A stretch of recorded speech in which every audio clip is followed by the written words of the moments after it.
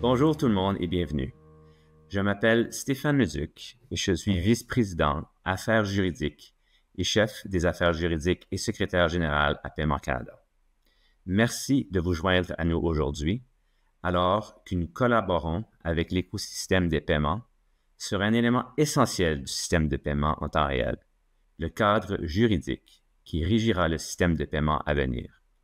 Avant de commencer, nous aimerions reconnaître les peuples autochtones issus de tous les territoires sur lesquels nous nous trouvons aujourd'hui. Nos bureaux d'Ottawa sont situés sur le territoire traditionnel et non cédé de la nation algonquine Anishinabeg. Nos bureaux de Toronto sont situés sur le territoire traditionnel de la Première Nation des Mississaugas de Crédit, des Haudenosaunee et des Hurons-Wendat. Ottawa et Toronto, parmi d'autres villes où nous nous trouvons aujourd'hui, sont le foyer de nombreuses collectivités des Premières Nations, des Inuits et des Métis. Nous reconnaissons et honorons leur présence historique sur ces terres où nous avons le privilège de vivre et de travailler.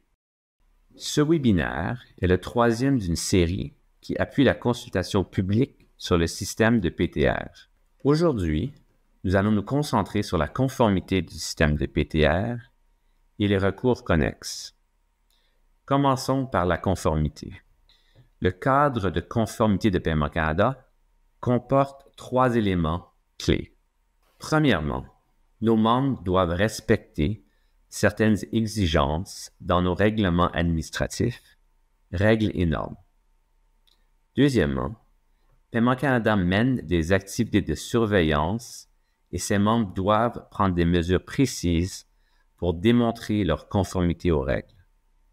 Enfin, ce cadre traite des rapports sur les activités de conformité qui doivent être remis, le cas échéant, à nos divers comités, à notre conseil d'administration et à nos organismes de réglementation.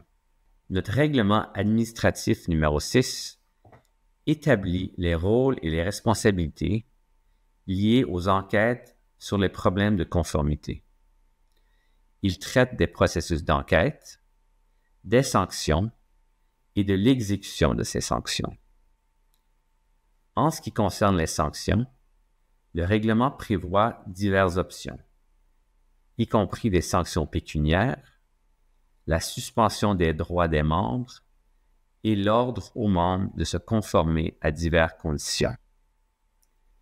Ces éléments sont très importants pour assurer le bon fonctionnement efficace et sécuritaire d'un système.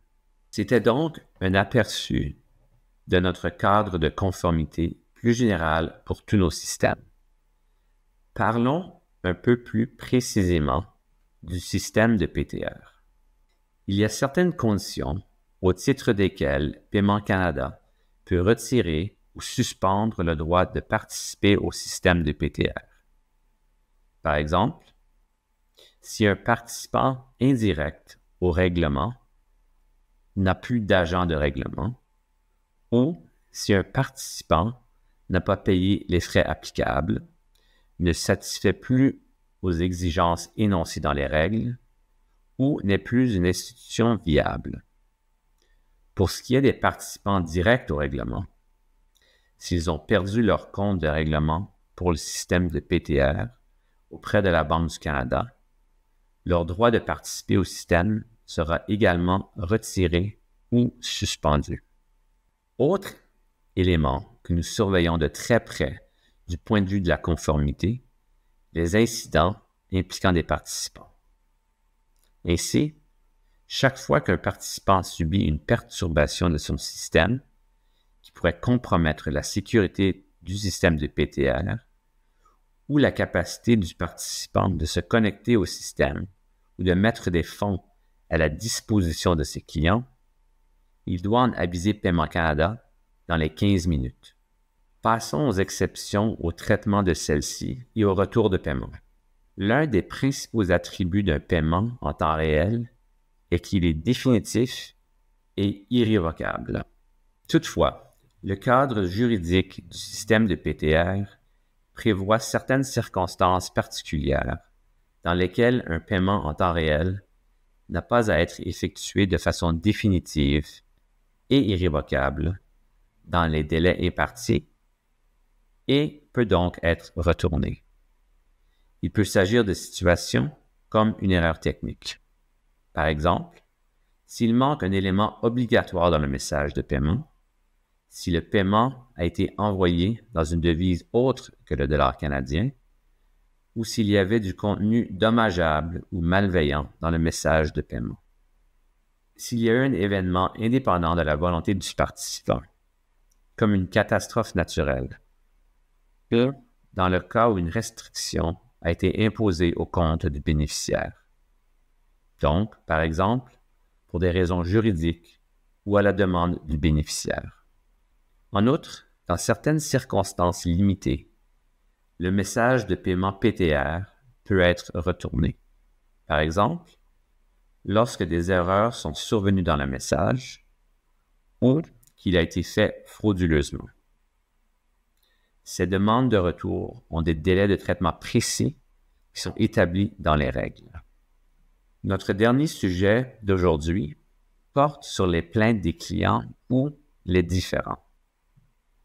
Les participants doivent avoir des politiques et des procédures en place pour traiter ces plaintes ou différends concernant des erreurs, des paiements non autorisés ou des paiements frauduleux. Les participants doivent s'assurer que leurs clients connaissent leurs droits et leurs responsabilités énoncées dans ces politiques et procédures. Les participants doivent se doter de procédures de recours et d'enquête. C'est ce qui conclut la séance d'aujourd'hui. Si vous souhaitez en savoir plus, n'hésitez pas à communiquer avec nous ou à consulter notre site Web. Vous y trouverez des documents d'accompagnement et des renseignements sur la consultation concernant le cadre juridique du système de PTR. Je vous remercie de votre attention.